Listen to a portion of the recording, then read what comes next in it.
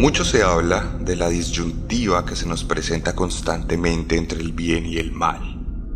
Hemos hablado en reiteradas ocasiones en este programa sobre estos temas y hemos siempre hablado de la verdadera cara de ese bien. Hace unos días, en el capítulo de El estrangulador de los apagones, les conté la historia de un oficial de la Real Fuerza Aérea que llevó a cabo varios crímenes en el marco, justamente, de los apagones en Londres durante la guerra.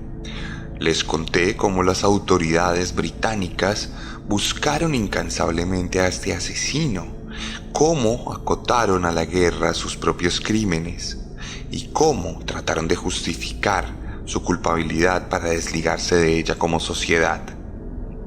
Hoy les voy a contar una historia similar. Hoy les voy a contar una historia que tiene que ver también con apagones, que tiene que ver con autoridades, que tiene que ver con racismo, con patria y con una serie de elementos que están dentro de la composición de una sociedad, pero que a su vez dan cuenta de lo iguales que podemos llegar a ser a nuestros enemigos. Hoy les voy a demostrar que no existe esa elección entre bien y mal. Simplemente tenemos que elegir el mal menor. Tenemos que supeditarnos a aquel que nos hace en cierto sentido menos daño. Porque todo siempre se nos presenta como orden. Todo siempre se nos presenta como solución. Hablemos de política. No importa si estamos hablando de capitalismo, de comunismo, de fascismo o de cualquier otro tipo de sistema político. Cuando llegamos a un punto de poder y de elección, siempre nos sometemos a escenarios de maldad. Y es que la maldad no reconoce sistema político, no reconoce inclinaciones hacia la derecha o hacia la izquierda, y mucho menos reconoce el sistema económico. La maldad es tal vez lo único honesto que existe en la sociedad. Bienvenidos a la 16ª entrega de Serialmente en su segunda temporada, Segunda Guerra Mundial.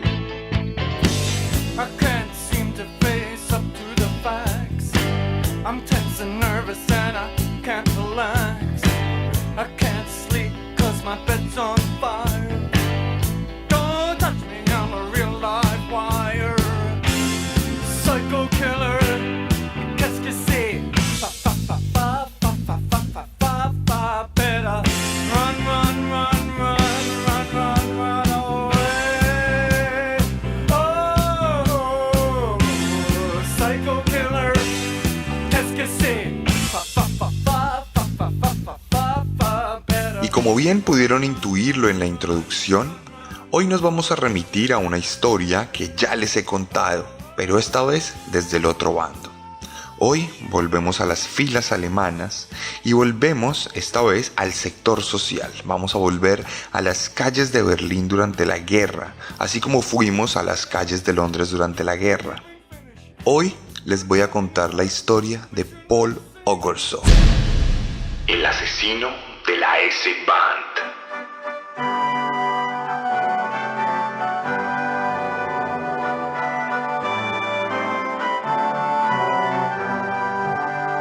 Ich bin ein Preuße, kennt ihr meine Farbe?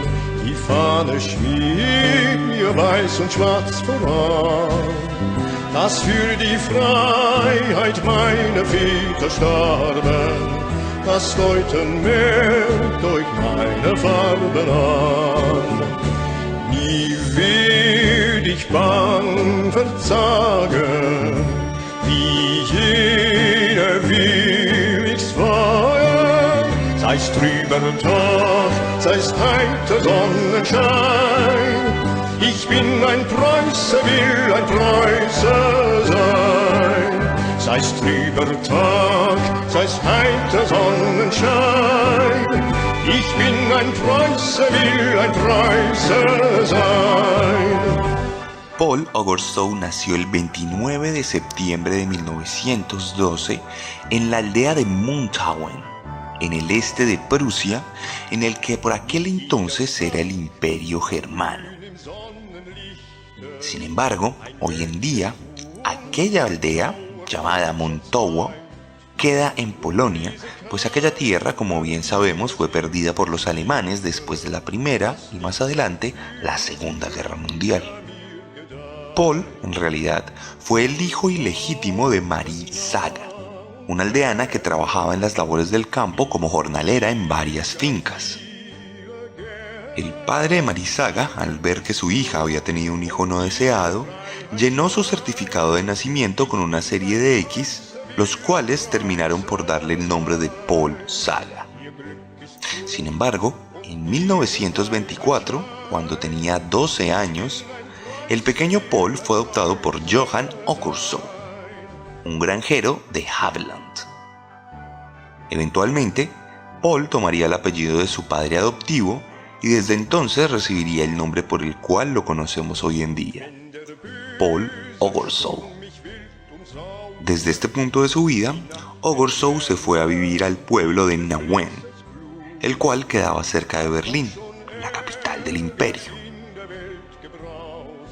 Inicialmente, Paul trabajó como un jornalero, igual que su madre real, en la finca de su padre adoptivo.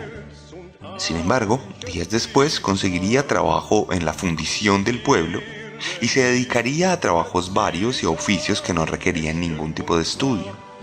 Paul terminaría con total normalidad la escuela y jamás se dispondría a ir a una universidad teniendo en cuenta la clase social de la que provenía. De cualquier manera, el joven nunca jamás mostró ningún rasgo de violencia o de comportamientos particularmente sospechosos. Un alemán ario totalmente normal. Tan normal que más adelante, en 1931, se haría fiel seguidor del partido nazi, cuando apenas tenía 18 años y se veía obnubilado por aquellas camisas pardas que recorrían las calles de Berlín con estandartes y con arengas violentas y ofensivas.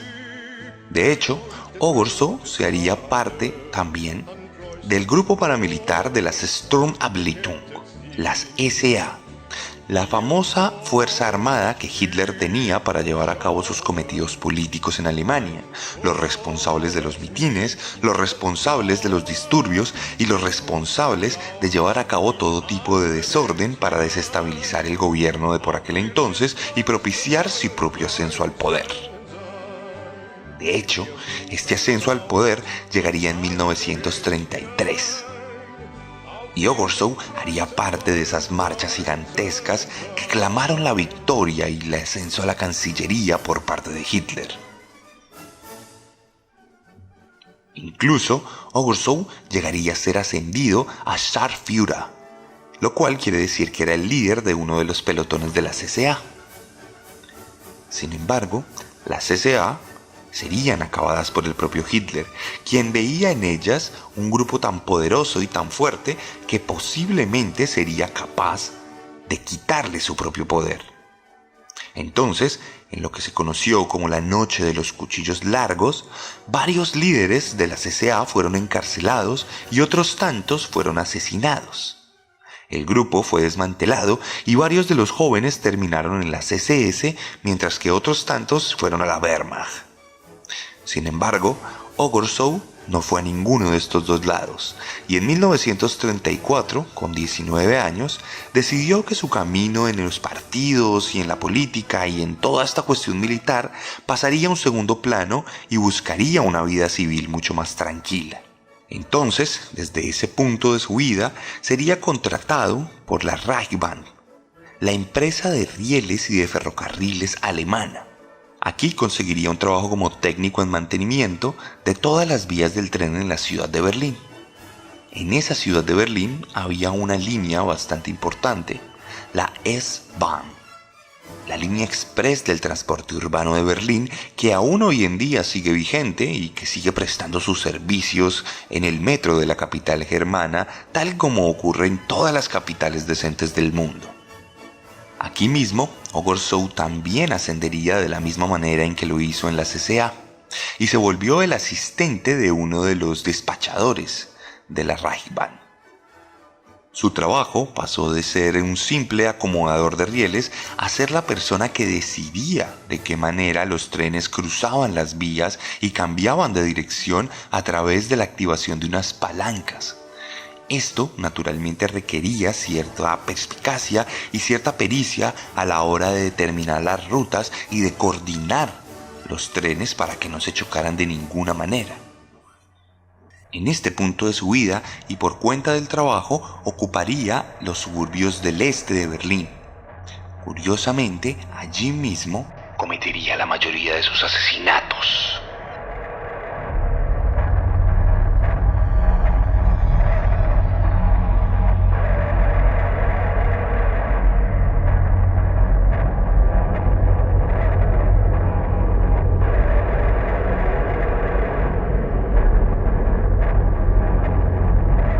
Pasaron los años y Ogorsov dejó de ser un simple jovencito para convertirse en un adulto. Llegamos a 1937, cuando tenía ya más de 20 años, y encontramos a un hombre que llegó a contraer matrimonio con una mujer 2 años mayor que él que se dedicaba a las ventas, Gertrude Siegelman, una mujer abnegada como la mayoría de las mujeres de la época. Una mujer que seguía los mandatos del partido tal cual lo decía el Führer y sus allegados en los micrófonos. Una mujer que buscaba casarse con un hombre alemán para tener una familia numerosa y darle desde su vientre un soldado al Führer. Y así fue. Tuvieron 2 hijos, un hombre y una mujer. Esto les permitió organizarse en una casa individual, pues al principio de la relación ambos vivían en la casa de la mamá de Ogorsov, una casa de clase trabajadora que no tenía ningún lujo particular, pero que les permitía tener ciertos ahorros que más adelante les serviría para que se fueran a vivir en esos mismos suburbios cercanos a donde luego se cometerían los crímenes, pero sobre todo donde Paul tenía su lugar de trabajo. Por esta época de su vida, Ogorsov se mostró como un esposo y un padre ejemplar. Siempre era visto jugando con sus hijos en el jardín de la casa y todo el mundo lo respetaba por ser uno de los funcionarios del Estado a través de esta empresa de ferrocarriles. Un padre amoroso, un esposo respetuoso, que en realidad y en secreto realmente era una persona tremendamente violenta que juzgaba y acusaba a su mujer de serle infiel, razón por la cual la golpeaba en repetidas ocasiones sin que nadie alrededor se enterara.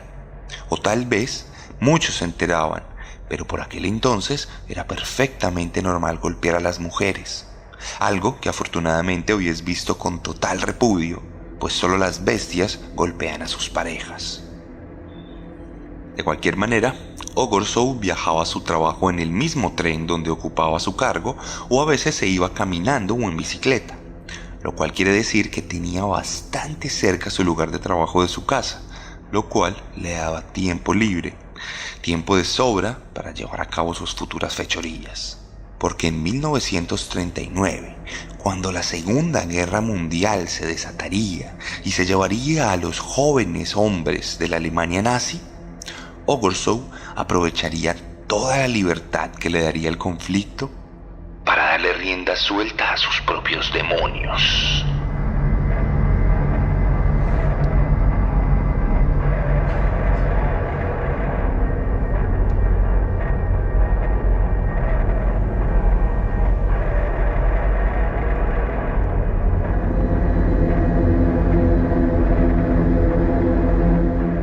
Teniendo 27 años, en agosto de 1939, Ogorsov aprovecharía uno de sus trayectos a casa para darse cuenta de que algunos de los vagones de aquel metro realmente siempre permanecían desocupados.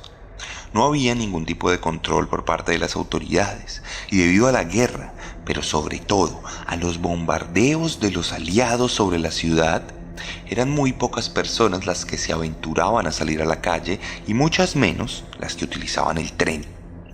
Muchas de ellas mujeres solitarias que tenían que trabajar de manera obligada en las fábricas de munición y de raciones para el ejército, lo cual las obligaba a usar aquel metro sin ningún tipo de protección, pues cualquier figura de autoridad realmente estaba en el frente de batalla. Ante la oportunidad y sin ningún tipo de control, Ogorzow vio la posibilidad de llevar a cabo sus más oscuros deseos. Tenía impulsos de violencia, impulsos de acceso carnal violento, y tal cual, se aprovechó de los rieles vacíos y de los vagones solitarios para violar mujeres. Entre 1939 y 1941 llegó a violar a más de 30 mujeres. Mujeres que lo único que hacían era volver a casa. Mujeres que lo único a lo que se dedicaban era servir a su propia patria a través de la construcción de munición y de otro tipo de intereses de la Wehrmacht. Mujeres hijas de su tiempo, mujeres que simplemente seguían órdenes y que esperaban abnegadamente a sus maridos de vuelta en casa.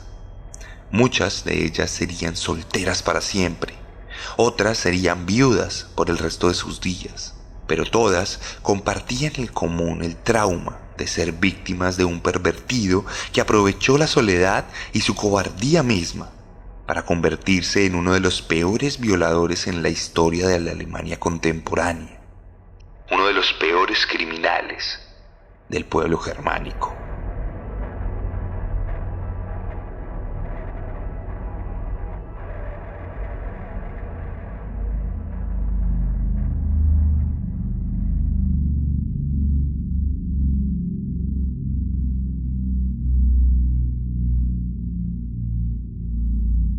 De hecho, más adelante, Ogorzow vería que el puro sexo no era satisfactorio para él y que necesitaba perpetrar violencia física sobre sus víctimas para poder sentir placer.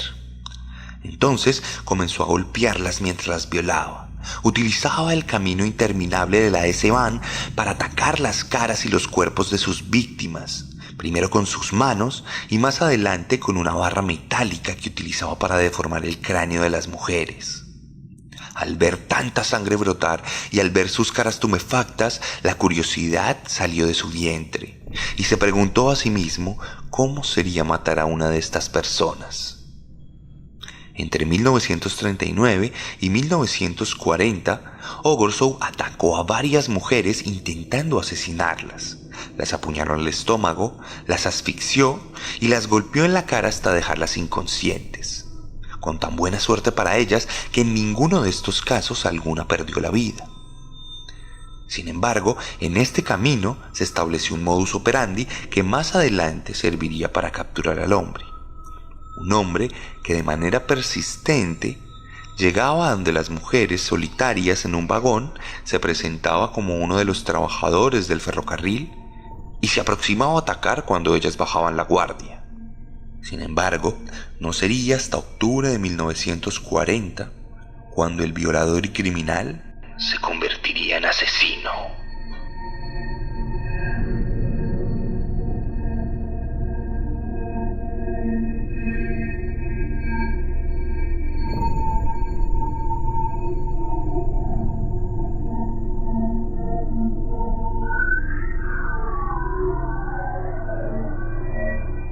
Al principio, Ogorzow atacaba de día.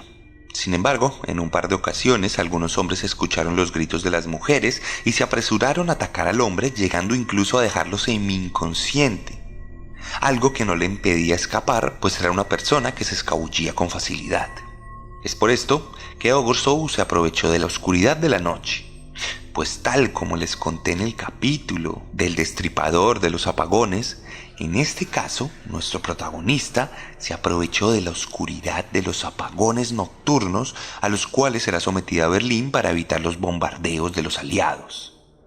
La ciudad era protegida por la oscuridad, pero esa misma oscuridad también protegía al asesino, quien desde entonces se dedicó exclusivamente a recorrer los ferrocarriles en la noche buscando vagones vacíos donde hubiera alguna mujer inocente. Una mujer inocente que ese octubre de 1940 fue estrangulada con un cable telefónico y golpeada en repetidas ocasiones con una pieza metálica. Esto ocurrió el 4 de octubre a una mujer de 20 años que respondía al nombre de Gertrude Dieter. Una mujer casada cuyo esposo estaba siendo acribillado por las fuerzas aliadas en el frente occidental, a pesar de que la Wehrmacht se encontraba avanzando de forma estrepitosa por toda Europa occidental. Esta mujer sucumbió ante las repetidas puñaladas que llenaron de sangre la pared y el techo del vagón. 2 meses después, en la tarde del 4 de diciembre, Ogorzow asesinó a 2 mujeres más. Una de ellas sucumbió ante un fuerte golpe que rompió totalmente su cráneo. Ifrit Franki, una mujer que cuando quedó inconsciente bajo la mano de su verdugo, fue arrojada desde el tren en movimiento a las vías en los alrededores de Berlín, por lo cual su cuerpo no sería descubierto sino hasta mucho después, cuando ya se encontraba en estado de descomposición. Sin embargo, ese mismo 4 de diciembre, poco después del asesinato de Fried, una mujer de 19 años, llamada Irmgard Fritzsche, fue atacada cuando caminaba cerca a las vías del tren, siendo violada y más adelante golpeada en repetidas ocasiones hasta que murió por cuenta de una fractura de cráneo. Su cuerpo también aparecería completamente destruido en los alrededores de las vías del tren. Pasarían solo 6 días. El 28 de diciembre de 1940, cuando las autoridades descubrieran los cuerpos de sus víctimas. Esto no impediría que Ogorzow siguiera sus fuertes asesinatos, pues el 5 de enero de 1941, el cuerpo de Hadwig Eberwehr, una mujer con 5 meses de embarazo, fue encontrado de manera inconsciente cerca a la línea S-Bahn. Ogorzow la había intentado estrangular y cuando la vio completamente inconsciente, la tiró del tren de la misma manera en que había tirado a sus anteriores víctimas. Ella, sin embargo, fue encontrada con vida, pero ese mismo día perdería la batalla en un hospital, donde quedaría para siempre en la memoria de los alemanes.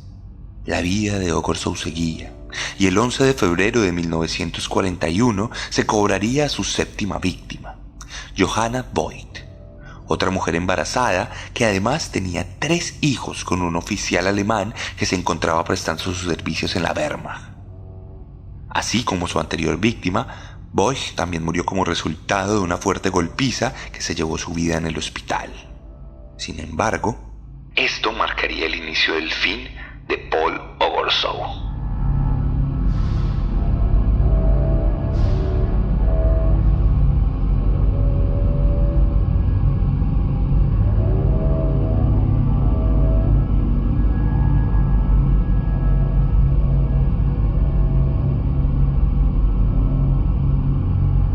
7 víctimas en poco más de 2 meses era algo que la Kriminalpolizei, la policía investigativa de Alemania, no se podía permitir por aquel entonces.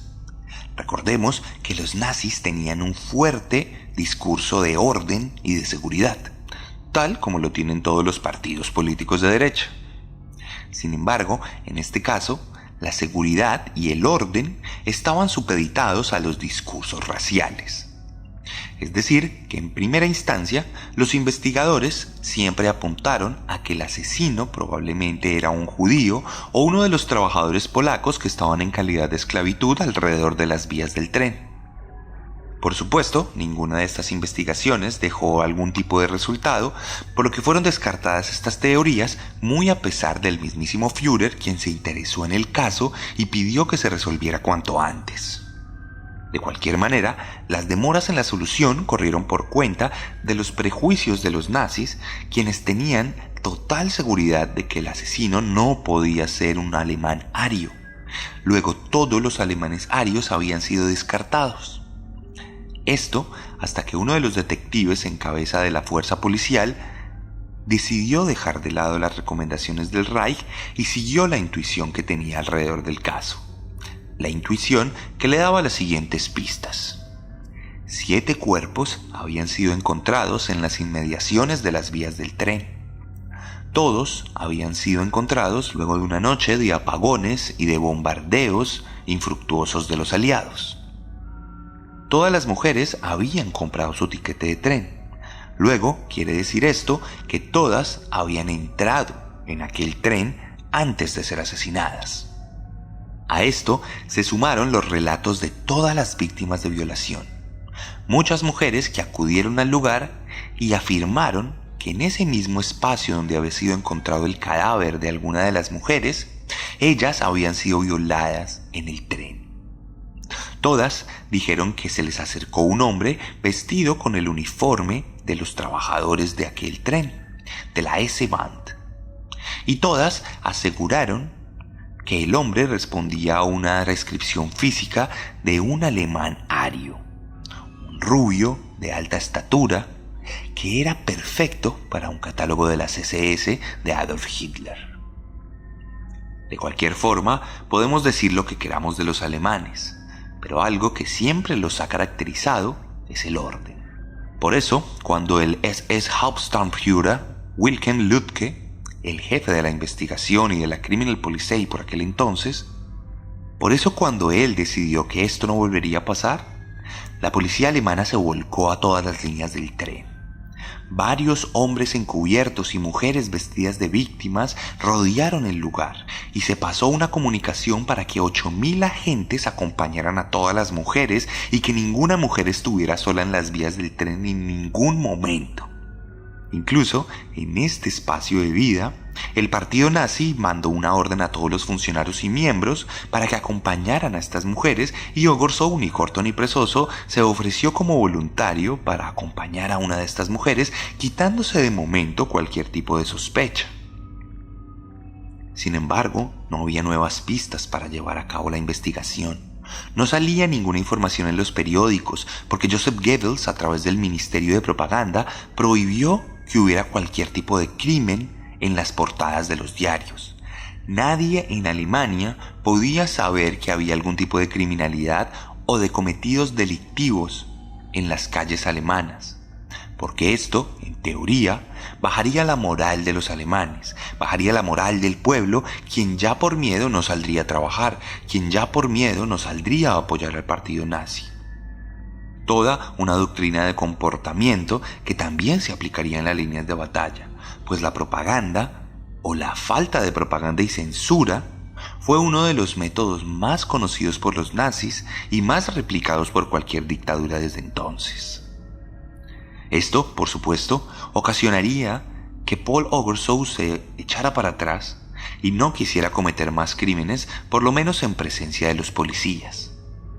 Por esta razón, su vertiginosa carrera criminal, que lo llevaría a principios de 1941, se detendría abruptamente hasta el 3 de julio de 1941, momento en el cual el hombre no estaría dispuesto a seguir aguantando aquellos impulsos asesinos y aquellos impulsos demoníacos que lo habían llevado hasta donde estaba. Entonces atacaría a Frieda Kossol, una mujer de 35 años, que fue violada y atacada con una varilla hasta la muerte en la misma línea de S-Bahn, el mismo lugar donde 2 años atrás Ogorzow daría inicio a sus crímenes sexuales.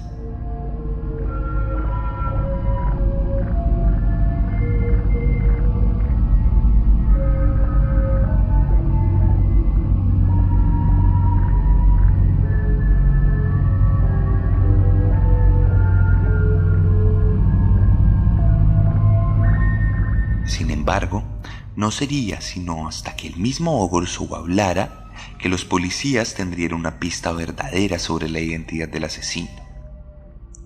Algunos de los trabajadores y compañeros de la red de trenes asegurarían que Ogorzow haría comentarios misóginos y que manifestaría odiar en demasía a las mujeres. Además, decían que se jactaba públicamente de su fascinación por matar, algo que parecía muy extraño por aquel entonces en Alemania, aunque se practicaba comúnmente en los campos de concentración. Estas denuncias harían que los agentes de policía individualizaran a Ogorzow y lo siguieran lentamente para ver cómo era su rutina. A esto se sumó el testimonio de otro compañero, el cual diría que vería a Ogorzow en repetidas ocasiones cruzando los muros y atravesando cualquier tipo de valla para escapar de sus lugares de trabajo. Algo que el asesino explicaría argumentando que tenía un amante detrás de estos muros. Una vez la policía capturara a Ogorzow, vería su uniforme y encontraría varias manchas de sangre alrededor de este, lo cual lo volvió el sospechoso número 1.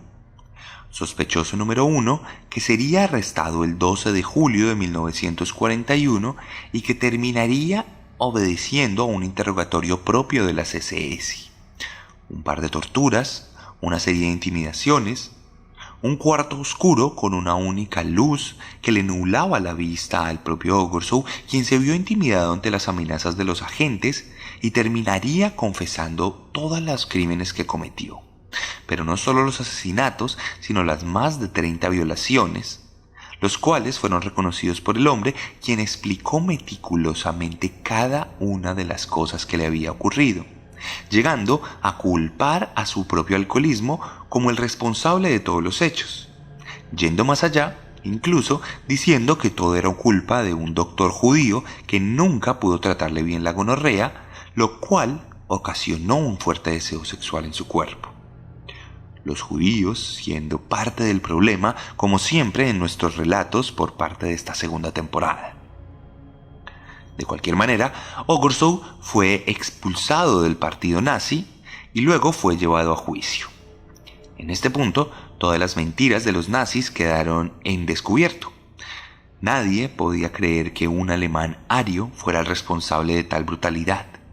Nadie podía creer que la Criminal Polizei estuviera coartada de la forma en que estaba coartada hasta entonces. Poco después, Ogorzow se declararía culpable. 8 asesinatos, 6 intentos de asesinato y 31 casos de asalto sexual fueron los que determinaron que su sentencia sería la máxima.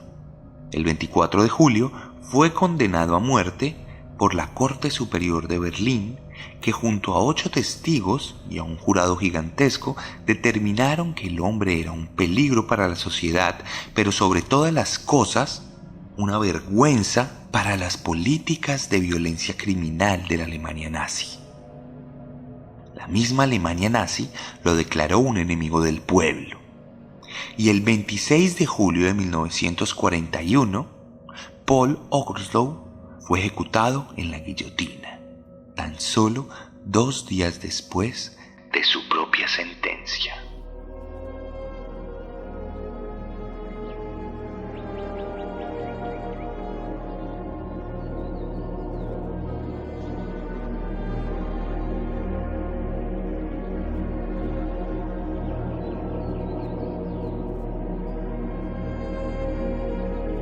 Siempre me ha parecido curioso cómo la violencia se vuelve una suerte de comodín en la sociedad. Paul no era más que un criminal. Paul era un violador, un monstruo, un asesino como todos los que hemos visto aquí en Serialmente. Pero realmente era un tipo más del régimen nazi. Ese mismo régimen que promulgaba la violación de mujeres en los campos de batalla, que le pedía a sus hombres que asesinara civiles en las ciudades que ocupaba para bajar la moral, que le pedía a sus ejércitos que deportara a las poblaciones judías para que éstas pudieran ser exterminadas libremente. Todos estos eran llamados héroes de la Wehrmacht, héroes de la patria, miembros de las huestes más grandes y admirables de la historia militar del planeta. Hombres capaces de cometer las peores atrocidades a cambio de una medalla. Las mismas atrocidades que Paul Ogorzow cometió en la S-Bahn de Berlín. La hipocresía está a la orden del día y ninguno de nosotros se salva cuando se trata de la muerte y de la maldad.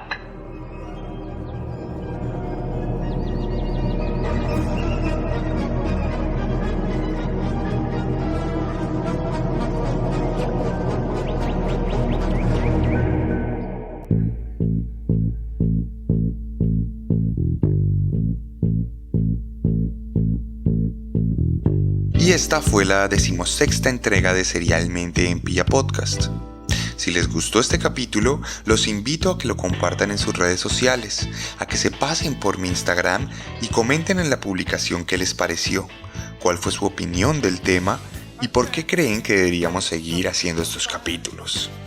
Ya vamos por más de la mitad de capítulos de esta segunda temporada y nos quedan aún algunos otros monstruos de la Segunda Guerra Mundial para contarles. Si les gustó esta forma de narrar, estoy seguro que les va a gustar mi forma de narrar literariamente. Tengo para ustedes 3 novelas: Letargo, Descenso y Carne.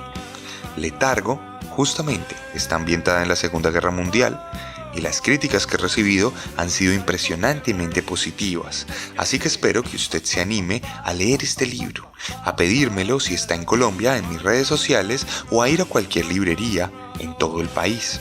Y si está en México, puede pegarse la pasada por chunchosmx, @chunchosmx, y ellos harán llegar cualquiera de mis libros a su casa junto a cualquier tipo de producto de merch, camisetas, mugs, agendas, pines y cualquier otro tipo de cosas disponibles para que hagan parte de la comunidad serial. También tengo para ustedes un Patreon donde hay contenido exclusivo, pero además otro podcast que cuenta desde las entrañas las peores masacres de la historia. Así que también los invito a escuchar Un Día de Furia en Pia Podcast, Spotify, Deezer, YouTube y todas las plataformas.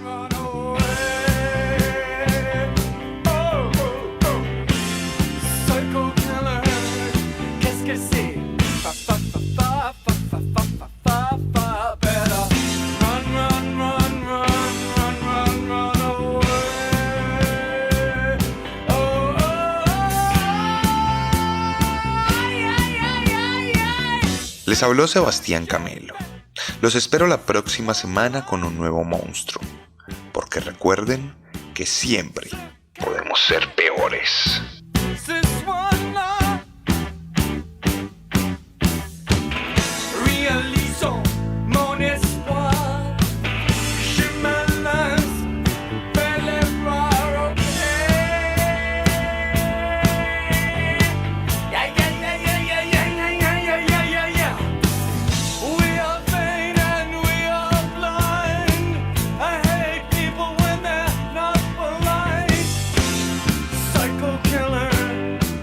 See